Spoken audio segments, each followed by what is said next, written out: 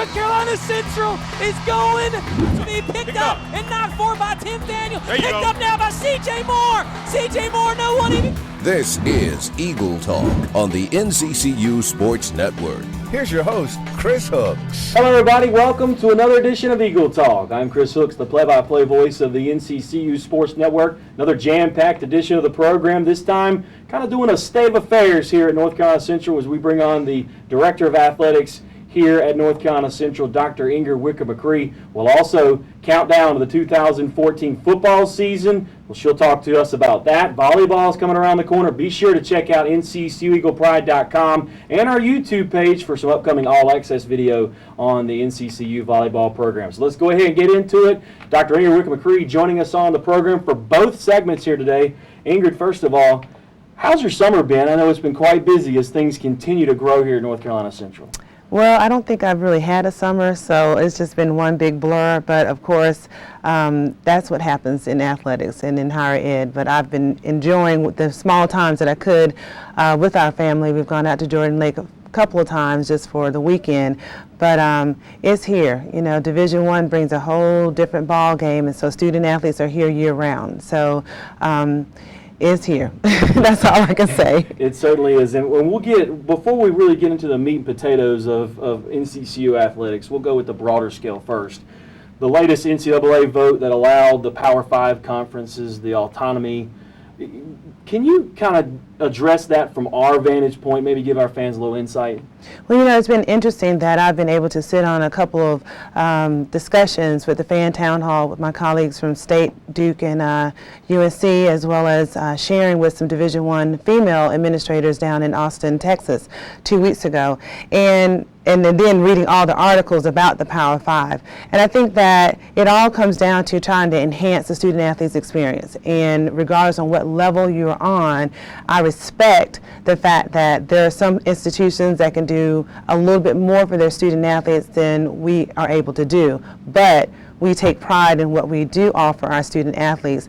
And the reality of it is, it's unequal now anyway. You know, some of the schools, we don't have training tables. You know, we don't fly our student athletes everywhere.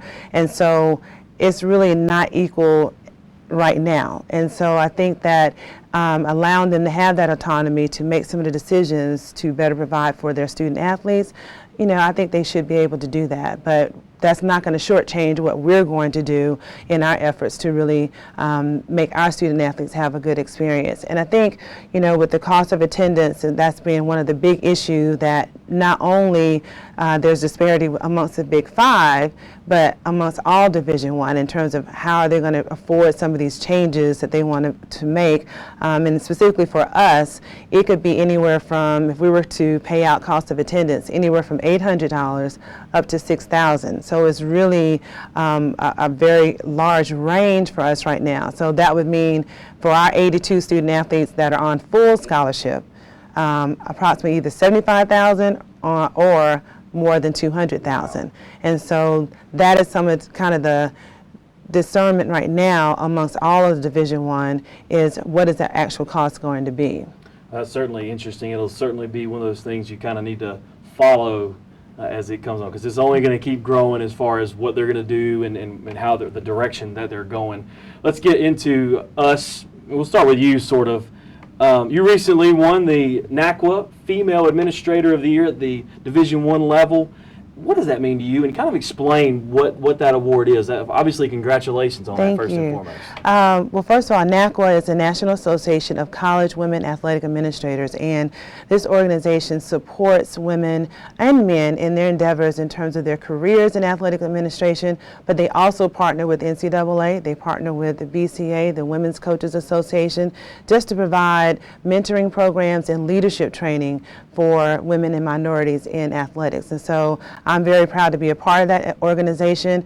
I have to give kudos to A.T.N. Thomas, our Associate AD for Internal Operations and Senior Women's Administrator, for nominating me, and then for the committee there for selecting me, because to be honored by your peers is just a very humbling experience. And I used to look at those awards and say, okay, yeah, I'll never win one of those awards. And now to know that they respected my work and our team's work, because it's not just me, it's you, it's all of us.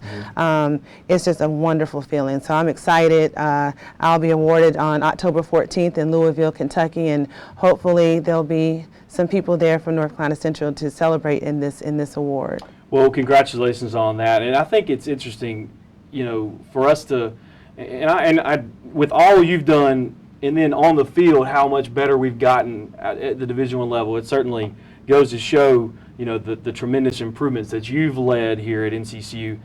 That comes off the heels of one of our best seasons at Division I, finishing off the transition. We're now in the part where we're starting to, establish ourselves a little more. Since you began as the AD, I mean, how different does this department look, feel, seem since we started this transition? Chris, it's like taking your freshman class, and I go back to coaching because that's what I've done all my career. And you start with that freshman class and seeing them evolve into the senior leaders on that team. So you have a playbook, and we had a great playbook for Division II. We left as a top Division II program in all areas. And so now we're going into this new field, a new era. And I think that we had to sit down, write a new playbook, whatever the script called from the NCAA requirements. But it was really about everyone learning new plays and learning the culture of Division I. And so right now I feel that, we have some seasoned administrators. We've had a lot of change and turnover in our coaching staff, but we're more experienced, more efficient. And so there's still a lot of room to grow, but I really feel like we're probably in our junior year right now, if you were to do that by class. And so, but I think that what we have done as a team has gotten us to this point. So I would kind of champion it like that. Yeah, no, I think that's well said, and it's interesting. We're not only, competing for championships, we're close in a lot of sports. But we're beating the Campbells, we're beating the Charlottes, we're beating NC State in basketball. What does that say about this institution from where we were to where we are now, to be doing that stuff, to be beating those teams that have have more money, have more resources, are more established at the Division I level? Well, I think we have to compare it to, our mission statement talks about preparing our students academically, preparing leaders for the global community. And so as long as we stay committed to our mission of the university, we're going to excel. And it's not that we've not been doing this all along. Again, in Division II, we had a playbook and it worked. So, when it's not broke, you don't need to fix it. Yeah. So I think that really making sure that the entire team understands why we're here and what we're supposed to do, it just all falls in line. I want to get your perspective on last year, to see the men's basketball team do what they did from your vantage point. I mean, Coach Moten was your hire, to see him and the team and the university succeed through that, to win the championship. What was that like for you and from your eyes? Well, I have been very fortunate to watch Coach Moten from an undergrad all the way to now. And so that is a huge part of the gratitude that you get from being in these positions, whether you're coaching or an administrator. And I think that he has this attitude that no one's going to tell him no in terms of what he can't or cannot do, and that is contagious amongst his staff and his student athletes. And so when you go to their practices and you see how hard they work, it's a reflection of him. Yep. And so when you have programs that have discipline and they have direction, they're going to win. And so I think that that's what he has bought. He had a plan. I believed in his plan. I still believe in his plan. And now I think everyone believes in what he's trying to do, and to see that he was successful in that. So it's been a very unique experience for me to watch him grow from an undergraduate, now into a head coach or assistant coach, head coach, husband and father. And so that's a very unique experience, and not a lot of people can say that they've had that. No, and I've been here a short time, and to see all that, to see what he's done is remarkable. While you were in San Antonio, even during the run, what were some of the fans and alums that you ran into saying about that whole thing? Well, first of all, we had alums that we have not heard from, that have not been as engaged in the university as others. And so that was very, very inspiring to see. And then even in San Antonio, the number of, Chancellor had a reception, and that was very well attended. Plus, we had a lot of fans there. We even got fans from, Carolina because they played the game before. But I think that it has inspired, it has made our alums proud to be an NCCU Eagle, and so we're just trying to make sure that we're capitalizing off of that to say, hey, this is your institution. You were a part of this, and so please continue to support and come out, and support the team. But just heard some great things from alums, but also again from fans around the nation. I think I just saw on Twitter the other day, Pamela Patterson had Coach Moten on her bucket list. Yeah. Who would have ever thought that we would be on a bucket list, and so, or Coach Moten would be on someone's bucket list, but now he is, and so that's what that win did for this university, just the visibility. And I guess to go along with sparking the fan base, what can our fans do to help not only the university but the athletic programs get to that level? Well, I think if they can just remain and get engaged, not everyone has the resources to give financially, but I need mentors. I need professionals that can help us network and provide opportunities for our student athletes and the students on campus in general.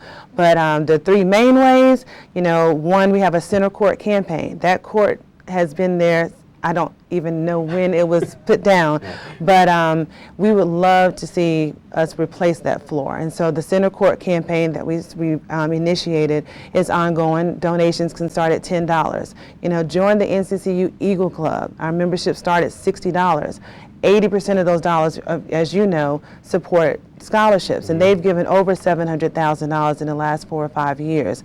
And then buy season tickets. If someone's never been in our games in McDougal, they're missing out. It's such an experience. My colleagues in the MEAC always talk about how that is the worst. They hate coming to play in McDougal because it's so loud and obnoxious. But those are the three major ways. If you can support financially, that's what I would say to our fans. One more question before we take a time out, and we'll let it be kind of about you. What are you most excited about being the AD here at North Carolina Central? Well, I think it's an opportunity to be a part of a leadership team that understands athletics, understands how important athletics is to the life of the university. And Dr. Deborah Saunders-White, our Chancellor, and our Board of Trustees certainly understands and supports what we're trying to do. So that's first and foremost. An AD always wants to have that kind of support from the university leadership. Winning the basketball championship this past year, that was very, very special. Having moments where our student athletes are engaged in the community and helping others, like Howell with the young man that signed the National Letter of Intent. Knowing that you have people around you that want to share. Coach Moten sharing about his life, that's very special. And so when you have those opportunities on your staff and around you every day, it makes what we do worthwhile. Well, that's the first segment with Dr. Ingrid Wicker-McCree. We'll take a time out as Eagle Talk rolls on here on the NCCU Sports Network.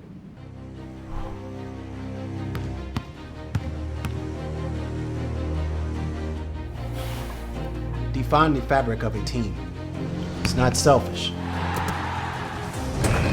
It's not boastful.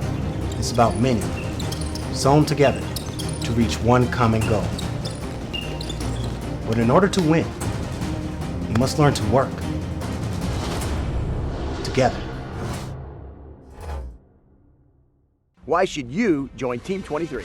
The biggest savings. The best selection. The championship service. A lifetime guarantee. The best values. The people. There's only one team. Team 23. Team 23 means your engine is guaranteed for life, free oil changes for life, and much, much more. Michael Jordan Nissan is Team 23. Isn't it time for you to join Team 23? Michael Jordan Nissan, 15501 north of I-40. North Carolina Central University is one of our nation's most prized assets. Our law school ranks 4th in the nation for clinical opportunities. We offer cutting-edge technology in the biosciences. We help students master their craft. At North Carolina Central University, we are a first-choice premier institution. Welcome back to Eagle Talk. We're talking with the Director of Athletics here at North Carolina Central, Dr. Ingrid Wicker-McCree. Segment 2 of the program. Ingrid, let's kind of jump back into things here. You know, you talk about before the last time out, you talked about the court, improve the court campaign, restore the floor campaign. You know, can you give the fans a little bit of an update of what the focus, the plan moving forward as far as facility upgrades? Right. You know, one of the challenges that we've had, you know, the first 5-6 years we've focused on infrastructure in terms of growing our staff, scholarships, recruiting dollars, and things like that. So now we are focusing on our facilities because we know that we can give all of our coaches full scholarships, full recruiting budgets, but our students and the students that they're recruiting, they want to see the big, pretty facilities. And so Chancellor and the leadership team, Board of Trustees, we are all working on trying to figure out what the next steps are. So right now we've done a needs assessment for every sport in terms of what type of facility, what needs to be in the facility, as well as make sure that we are current on our gender equity plan. And so from there, now we're going to explore, okay, what are the expenses in terms of the architect, in terms of doing the design. We have a design for track for the football stadium, but not for tennis, not for baseball, softball, and McDougal. And so that's kind of where we are. So our goals are by the end of the year to have some renderings done, that what we can do with our engineers or architects on campus, and then seek out if we have to do that in terms of a design with an architecture firm. But of course, funding is a huge issue, and in the state of higher ed these days, in the state of North Carolina higher ed, where there are cutbacks, it's going to be challenging. You know, we're going to need the support from everyone, from our students, from private business, you know, all angles in terms of funding these projects. So I guess the plan is just right now get the renderings, get a scope of how much it will be, and then the campaign coming in the later, maybe next year. Right. We want to make sure that our supporters and future supporters will be able to see, here's what we want to do, and here's the cost. But without that, you're just kind of spinning your wheels. And so we really want to put something concrete down to say, here are our goals, and so that our development team and myself, we have something that people can see and understand the concept. Well, let's move on. Again, I think that's an excellent idea as far as facilities. I think, like I said, you got the infrastructure, we've got the talent here, and the facilities here are adequate. They're nice, but again, with the way college athletics is nowadays, you got to have that, you know, crown jewel to get those kids in there, and that's, you know, I guess that's the funny thing about winning a championship in basketball. Then then you have to, you know, maybe we need to, you know, make things better. And again, I guess that's a good challenge for you. It is a good challenge. It is a tough challenge, but I think everyone is on the same page. You know, the more our fans, first of all, I have to say, we have the best fans. They love to travel. And I think that once they're traveling and they're seeing, you know, when we go to Townsend this year, when we went to UNC Charlotte to see what they did in 5 or 6 years, they understand a little bit better that it's going to take money, and it's going to take a lot of support, and it's going to take everyone. It's not just myself, Chancellor, Board of Trustees, Kevin, you know, raising money. It's going to take our alums and their connections, you know, with people to say, hey, look, here's an opportunity for you to come in and support the university and athletics and what we're trying to do. So it's going to take everyone. As far as personally, as being the athletics director, what's some of the most challenging things about being AD here at North Carolina Central? The most challenging for me is balance. You know, I am a mother, a wife, a sister, and a daughter, and a friend, and then I'm also the athletic director who's responsible for more than 300 student athletes, 71 full-time and part-time staff. And so it gets very blurry for me when I am Ingrid, the wife and mother, versus Ingrid, the athletics director. Most of the time, I don't even separate the two. Gino would probably tell you that I wake up checking my emails, I go to bed checking my emails. I'm sure you would say the same thing. Yes. At 3 o'clock in the morning. So that is a real struggle for me because I want to do everything well. And so what I've been very creative to say, here's the opportunities when we do travel. I take my kids, you know, and I take Gino. And so that's how I've kind of balanced a little bit, but that is pretty the most challenging. I mean, what I do as a wife, mother, sister, daughter, I love. What I do as an athletics director, I love. And I'm blessed to have support systems on both sides that support 100% what I do. So it's hard for me to just say, okay, you know, put one aside. I'm getting better, but that's the most challenging part for me. You know, I have such a great group of people around me at work that they make my job easier. So it's really, it's me. That's the challenge, it's me. Well, it's funny, you talk about, you know, being the wife, the mother, the daughter, and the friend. I'm getting that next. That's right. The father, and that's coming next. So, you know, what advice do you have for me moving into that realm? Because at this point, I've gotten better. My wife will tell you, I've gotten better at that balance, but this is a whole new ball game when Camden comes in the world. It is. It's going to be difficult because you love what you do, and you love being a husband. You're going to love being a father. I really don't know. I mean, other than cutting it off and just shutting it down, you know, that is the only thing. And you really have to, you know, how people say they have date nights. You're going to have to put it, you know, I put everything on my calendar, you know, so that I can really pace myself. What I will try to help you with is creating the most healthy environment at work, you know, and I think that we have a great work environment, you know, because I understand the responsibilities outside. And so, yes, sometimes you will see children, you know, in the gym after 4 o'clock. But I think that if I can create a healthy work environment, it lessens that stress when everyone goes home. Well, that's kind of one of the questions I was going to ask you. Even the football staff here at North Carolina Central, Jerry Mack, Coach Moten does the same thing. It's a family atmosphere.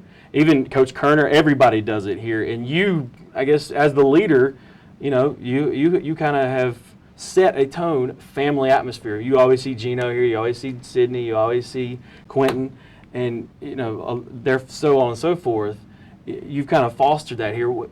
You know, what is your mindset? Did you learn that somewhere? Is that just how you were raised? You know, kind of explain that a little bit. Well, probably learned it when I had Sydney's playpen in my office when I was the head volleyball coach and compliance director. And you know, Coach Hayes was very gracious to allow me to do that.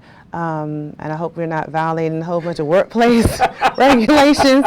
But I think that it's just, you know, athletics, it's a wonderful place for kids to grow up. And then in higher ed, so all of our children are exposed to so many opportunities, you know, in terms of seeing our student athletes and engaging with our student athletes, traveling and things like that. So I think it was just kind of natural, you know, and they don't get in the way, you know, pretty much. And people work. Our staff works hard. And so it's just something that, you know, I felt that was very important, that people can live and they can get what they need to do done both sides of their lives. We'll have to see if Kyle let me have a pack and play. I don't know about that, but. No, it's funny though.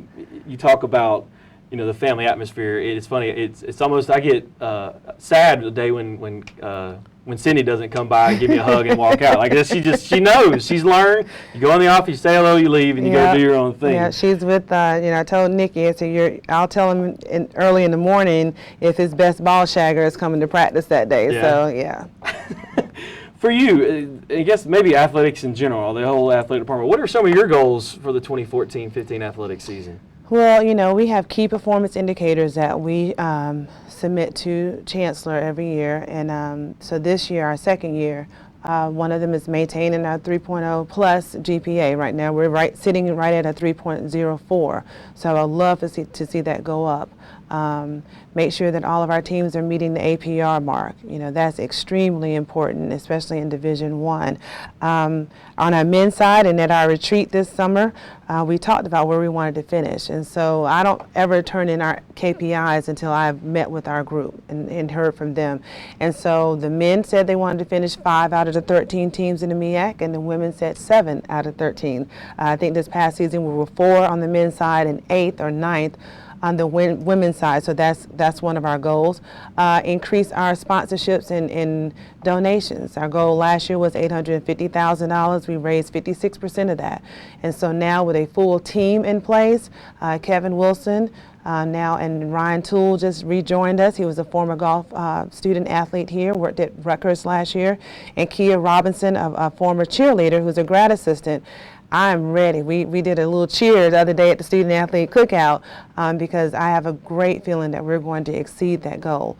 And then also making sure that our students are still engaged in community service. So our goal is always to total 7,500 more community service hours. So, and again, the master plan is as well for athletics. Mm-hmm. We would like to see that done by the end of this fiscal year.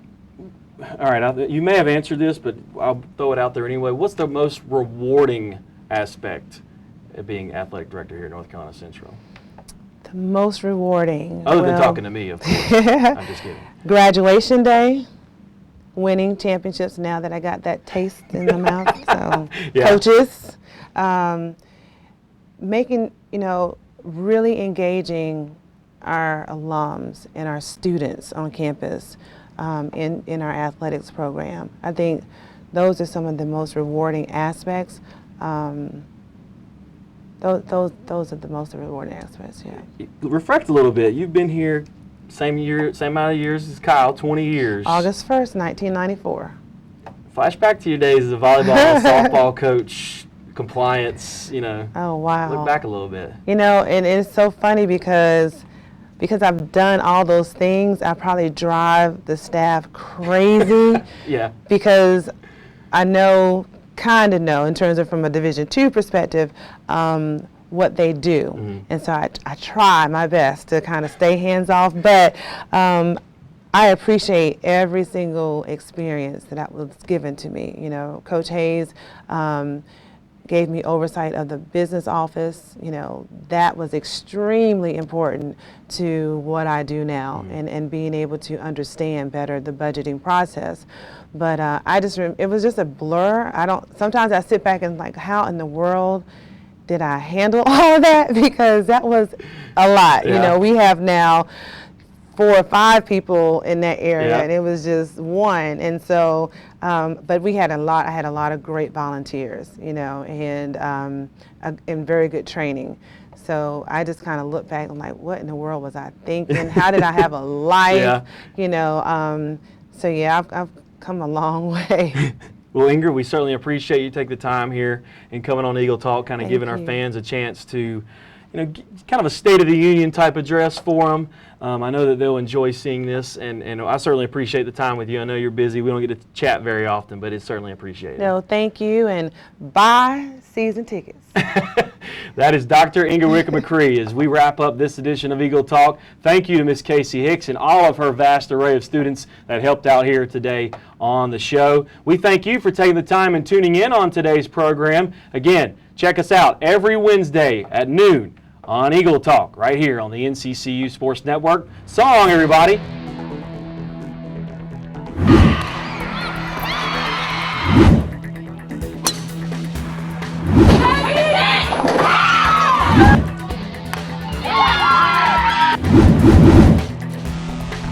As North Carolina Central is going to be picked up and knocked for by Tim Daniel. Picked up now by C.J. Moore. C.J. Moore, no one even.